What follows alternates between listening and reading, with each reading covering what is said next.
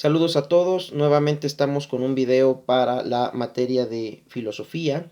En este caso vamos a hablar sobre el tema de la modernidad desde el ámbito filosófico. Recordemos, hagamos un poquito de memoria sobre la investigación que ustedes hicieron sobre el protestantismo. Recuerden que vieron la historia de Martín Lutero y la Reforma Protestante. Este movimiento que ocurrió durante el Renacimiento fue muy importante para el surgimiento de la modernidad porque significó una alternativa a la Iglesia Católica para reflexionar sobre temas religiosos.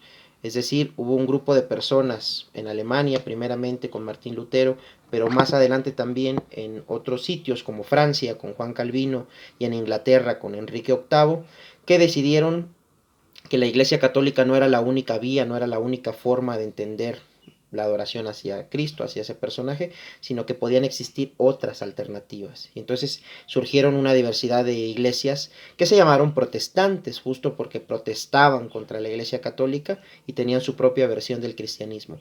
Esto ayudó a que los seres humanos amplificaran su espectro respecto a entender la religiosidad y ya no solamente el católico fuera el único la única manera de entender el mundo y entender las enseñanzas de Cristo de acuerdo a los que son creyentes de esa situación, sino que existían muchas alternativas. Y de hecho hasta la fecha existen muchas alternativas. Las iglesias protestantes mantienen la creencia en Cristo y en Dios, pero tienen una versión diferente de cómo adorarlo. Existen los testigos de Jehová, los pentecostés, etcétera. Pero bueno, regresemos al punto entonces de la historia donde surge el protestantismo en el siglo XVI. Esto da pie a que el ser humano tenga nuevas perspectivas y entonces va a surgir la modernidad. Se dice que el Renacimiento es el umbral de la modernidad, o sea, la entrada hacia la modernidad, porque va a representar el primer momento en que el ser humano va a tener otras formas de reflexionar. Por ejemplo, va a caracterizar a la modernidad el uso de la razón. El uso de la razón como principal herramienta para resolver y entender todos los fenómenos del mundo va a ser una característica de la modernidad. Recordemos, la modernidad entonces va a empezar a partir del siglo XVI más o menos y se va a extender hasta mediados del siglo XIX, finales del siglo XIX aproximadamente. Y va a tener como característica una reflexión sobre el conocimiento humano, principalmente. También va a haber temas políticos, pero ahorita nos vamos a centrar sobre todo en la reflexión sobre la ciencia, porque es una de los debates más importantes que hay en la modernidad. Recordemos entonces, la modernidad surge a partir del Renacimiento y surge como una reacción hacia la Edad Media. Los dogmas, recordemos que es un dogma, una creencia que no se cuestiona, van a ser un problema para los hombres de la modernidad porque ya no van a creer tan fácilmente, van a necesitar pruebas, por eso va a surgir la ciencia como la entendemos durante la modernidad. Por ejemplo, con Francis Bacon, un filósofo inglés que va a proponer el método inductivo. Por medio de una secuencia de acontecimientos vamos a deducir leyes. Es el método inductivo propuesto por Francis Bacon.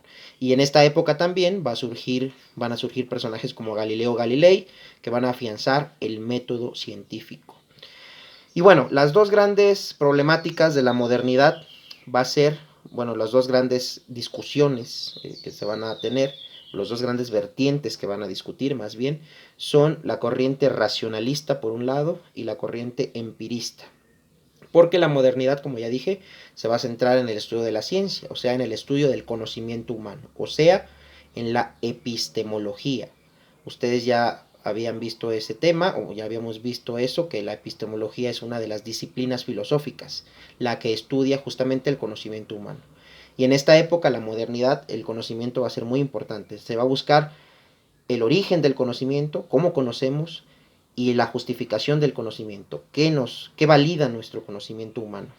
Los racionalistas, representados principalmente por René Descartes o Descartes, van a proponer que el ser humano ya tiene ciertas estructuras mentales, ya tiene dentro de sí una estructura que le hace conocer el mundo. Y entonces la razón es el instrumento por el cual todas las experiencias es una especie de filtro y nos van dejando como conocimiento, ¿no?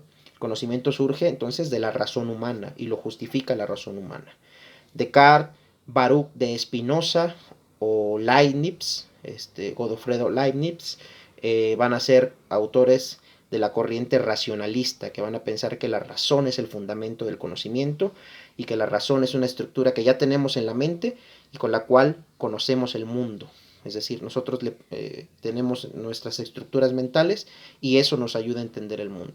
Pero va a surgir otra corriente, sobre todo de filósofos ingleses, que se va a oponer a esta idea. Ellos van a ser los filósofos empiristas. Los empiristas van a sostener que es la experiencia el único origen y justificación del conocimiento. No existe nada en nuestra cabeza antes de que tengamos experiencias. Por ejemplo, David Hume creía que justamente son las sensaciones todo lo que tenemos para experimentar el mundo.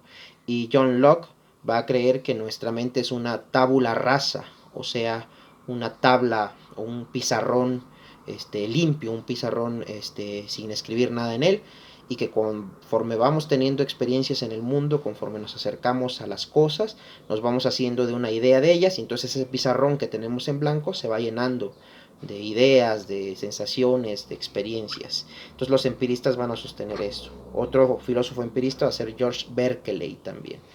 Los empiristas sobre todo son de corte de origen inglés. Entonces el racionalismo y el empirismo son dos corrientes que se van a enfrentar durante esta época, la modernidad, para tratar de explicar el fenómeno del conocimiento, que como ya dije es uno de los más importantes.